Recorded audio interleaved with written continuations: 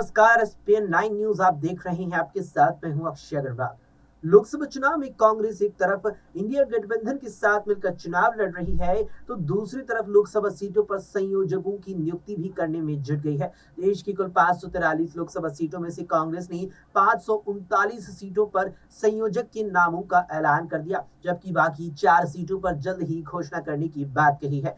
कांग्रेस ने संयोजकों की नियुक्ति ऐसे समय में की है जब इंडिया गठबंधन के सहयोगी दलों के साथ सीट शेयरिंग पर बातचीत चल रही है। ऐसे में सवाल उठता है कि कांग्रेस ने तकरीबन सभी सीटों पर पर्यवेक्षकों के नाम का ऐलान करके क्या शत्रुओं पर प्रेशर पॉलिटिक्स का दाव चला है, या फिर इसके पीछे कोई और रणनीति है।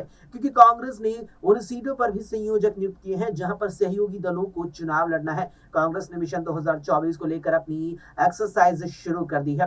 कांग्रेस ने सीट शेयरिंग से लेकर के घोषणा पत्र तक पर अपना काम शुरू कर दिया है। साथ ही जमीनी स्तर पर सियासी नब्ज की तह लेने के लिए कांग्रेस ने लोकसभा स्तर पर पर्यवेक्षकों की नियुक्ति भी शुरू कर दी है, जो अपने अपने क्षेत्रों में राजनीतिक स्थिति का आकलन करके फीडबैक देने का काम करेंगे। माना जा रहा है कि कांग्रेस भले ही गठबंधन के तहत चुनावी मैदान में उतरी हो, लेकिन उन सीटों पर भी जमीनी स्तर पर अपनी उपस्थिति को बनाए रखना चाहती है जहां पर इंडिया गठबंधन के सहयोगी दल किस्मत आजमा रहे हैं।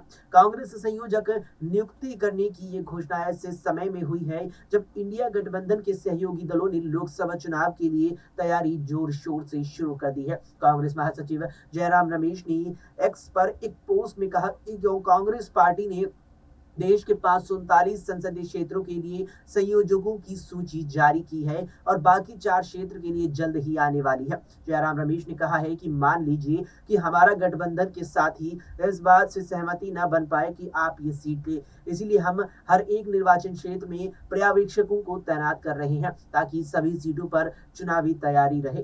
कांग्रेस अध्यक्ष मल्लिकार्जुन खड़गे ने कहा था कि पार्टी ये तय करेगी कि वो कितनी सीटों पर चुनाव लड़ेगी, लेकिन सभी 543 लोकसभा क्षेत्रों में पार्टी पर्यवेक्षकों के नाम को अंतिम रूप देगी। फिलहाल के लिए इस वीडियो में इतना ही। देश और दुनिया की तमाम खबरों के लिए आप देखते रहे एसपीएन 9 न्यूज।